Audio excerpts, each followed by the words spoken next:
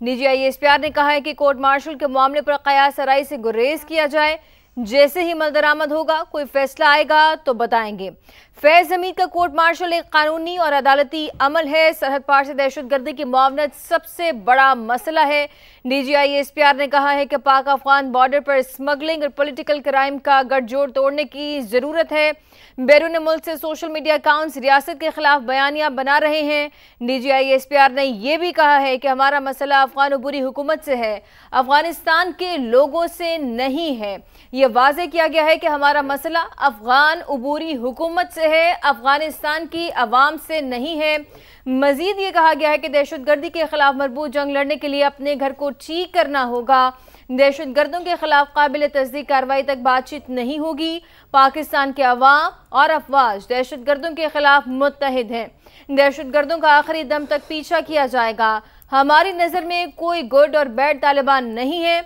अफगान रजीम दहशतगर्द ठिकानों के खिलाफ काबिल तस्दीक कार्रवाई करे। दहशतगर्दों में कोई तफरीक नहीं। निजी IASPR की जानिब से कहा गया है कि पाकिस्तान ने अफगानिस्तान में गुज़िश्ता शब कोई कार्रवाई नहीं की है।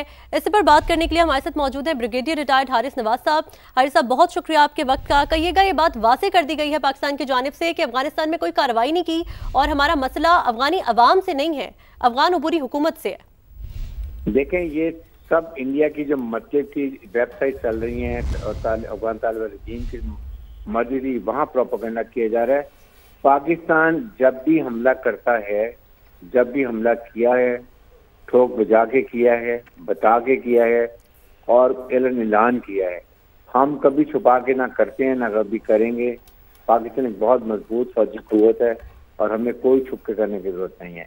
हमने जब इन्होंने जो हमारी पोस्टर में कब्जे किए थे, हमने गुल बहादुर के इलाके में जाके पटके में वहाँ स्ट्राइक की थी। हमने 770 इनके फौजी मारे थे, इनके कमांडर मारे थे और खुल्लम खुल्ला ऐलान किया था। इसके ये जेहन से निकाल दें। नंबर 2 बात यह है कि हम अफगान तालिबान रजीम से उस वक्त बात करेंगे जब they should start behaving as a sovereign state, number 1। और नंबर 2, काबिल तस्दीक बात करेंगे, इन्होंने फौजियों के खिलाफ एक्शन लेने शुरू कर दिया है। क्योंकि इनको समझ आ जानी चाहिए अफगान तालिबान रजीम को कि आप हुकूमत टू हुकूमत बात करें। आप ये दहशतगर्द तंजीमों से बातें करना आप छोड़ दें। आप एक हुकूमत चला रहे हैं, एक सॉवरेन मुल्क चला रहे हैं। इसी वजह से आपसे किसी दुनिया के मुल्क ने आपसे सफारती ताल्लुकात कायम नहीं किए हैं। इवन इंडिया के आपसे सफारती ताल्लुकात नहीं है। कॉमेडी ऑफ नेशन में रहना सीखें। और ये जो अटैक करने, अभी हमने 2 नवंबर के महीने में 206 अफगान, ज्यादा उनमें अफगानियों की तादाद है, शहरियों की, जो हमने फौजियों को मारा है। ये बहुत शर्म की बात है इनके लिए। दे थैंकलेस पीपल। हमने कौन कौन से मौके पर इनकी मदद नहीं की है। हमने अब तहैया कर लिए, इनको लॉजिस्टिक्स बोर्ड भी बंद करेंगे जो इनको आटा, चीनी, गन्ना, फर्टिलाइजर देते हैं। अफगान टॉयलेट बंद करेंगे, इनके लोगों को आना जाना बंद करेंगे। फिर और इनके अफगानियों को हम इलीगल को वापस करेंगे। फिर इनको समझ आई कर लें इंडिया से तजारत। ये कर ही नहीं सकते हैं। आप देखें 2 हफ्ते के बाद आपके पाँव पकड़ेंगे कि हमने गलती की, हम झंडा सफेद कर रहे हैं। खुदा के लिए ये रास्ता भी खोलो। हमारे पेशेंट भी रह रहे हैं, हमारे स्टूडेंट भी नहीं आना आ सकते, हमारे सारा सामान तबाह हो रहा है। इनको फिर समझ आएगी।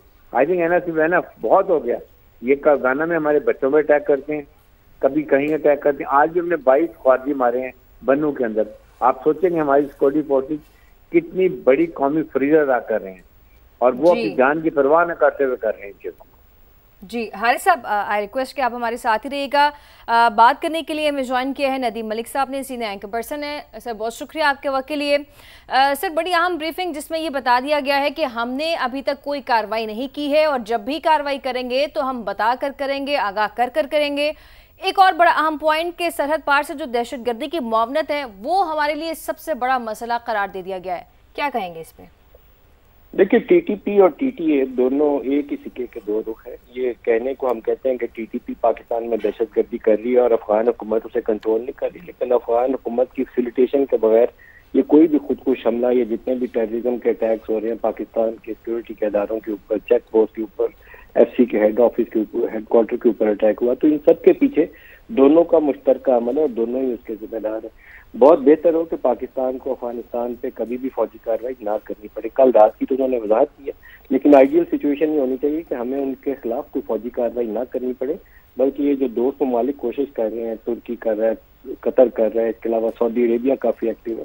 तो इन ममालिक की कोशिश से ही जो अफगान तालिबान है उनको ये बात समझ में आ जाए कि एक हमसाया मुसलमान बरादर मुल्क के ऊपर जो पिछले 50 साल से आपकी आबादी के बड़े हिस्से को पाकिस्तान में ठहरा भी रहा है और आपकी बहुत सारी जरूरियात जो है पाकिस्तान के रास्ते पूरी हो रही है, उसी के ऊपर दहशतगर्दी करना कोई अकल की बात नहीं है। और जो दहशतगर्द ग्रुप्स हैं उनके खिलाफ दोनों मिलकर कार्रवाई करें, उधर से अफगान हुकूमत कार्रवाई करे, इधर से पाकिस्तान के सिक्योरिटी के अदारे कार्रवाई करें। एक तरीकाकार ये भी हो सकता है कि कोई मुश्तरका लाहे अमल तय करने और जो बॉर्डर एरिया में जितने भी ये टीटीपी के कैंप्स हैं, हाइडआउट्स हैं, इनकी जो वहाँ तश्कीलें काम करती हैं, उनके खिलाफ मुश्तरका कार्रवाई करें। कोई दोस्त ममालिक को साथ शामिल कर लें। अगर अफगान हुकूमत को पाकिस्तान के ऊपर बहुत एतमाद नहीं है तो सऊदी हुकूमत को एज ऑब्जर्वर वहाँ बुला लें और उनको साथ इंगेज कर लें।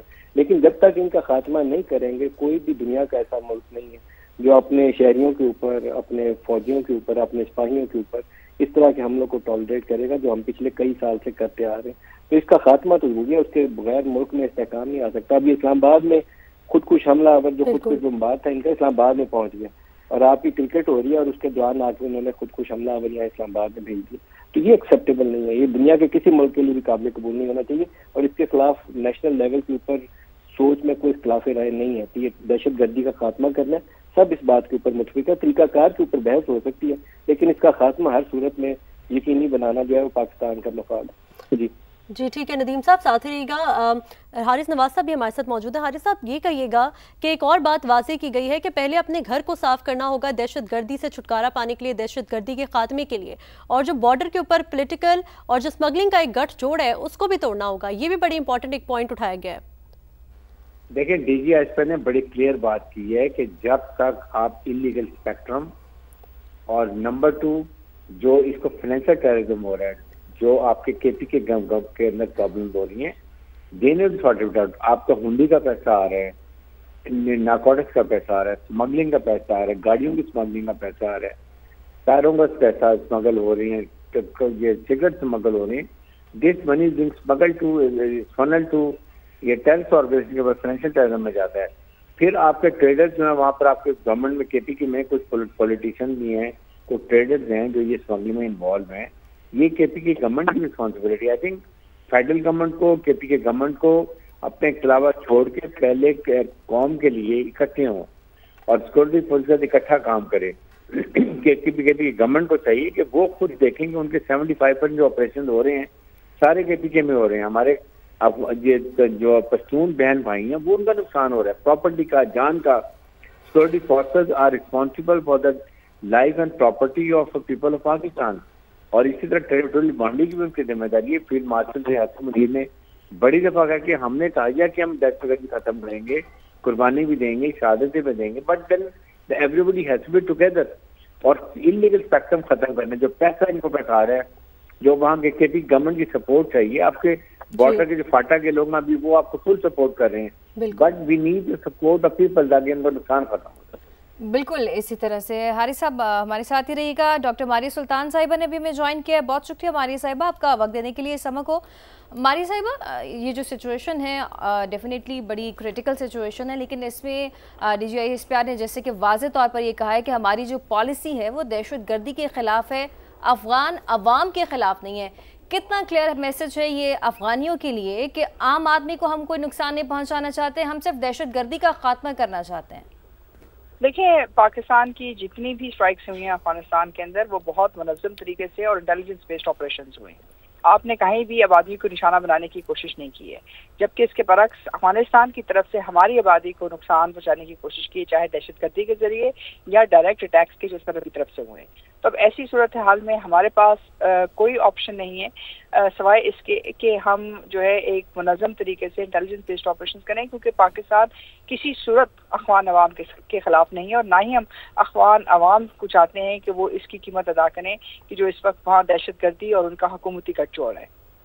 जी बिल्कुल। नदीम मलिक साहब, एक बार फिर आपकी जानिब आऊँगी। ये कहिएगा कि एक और बात जो वाज़ेह तौर पर DGISPR की जानिब से कहा गया है, उन्होंने कहा है कि खुदकुश हमले करने वाले सब अफगान ही हैं और 4 नवंबर के बाद से जो है वो 206 दहशतगर्द अब तक मारे जा चुके हैं। तो पाकिस्तान में ये जो अफगानी इन्फिल्ट्रेट हुए हैं दहशतगर्दों की सूरत में, इनको निकालने के लिए भी कोशिशें की जा रही थी। अफगान अबूरी हुकूमत आप समझते हैं कि अब इसके ऊपर कोई एक्शन लेगी? एक वाज़ेह तौर पर पैगाम दे दिया गया है, बता दिया गया है कि हमारा मसला तो हुकूमत के साथ है क्योंकि वो कोई एक्शन नहीं ले रही।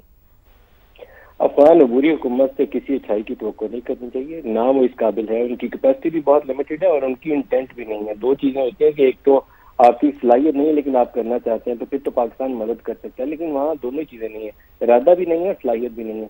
तो काम तो पाकिस्तान को करना पड़ेगा खुद से, और उसमें अगर दोस्त ममालिक साथ आ जाए तो एक तनाव में कमी लाने में मदद मिल सकती है कि आप बहुत ज्यादा कशीदगी पैदा किए बगैर इन दहशतगर्द ग्रुपों के खिलाफ कार्रवाई करें।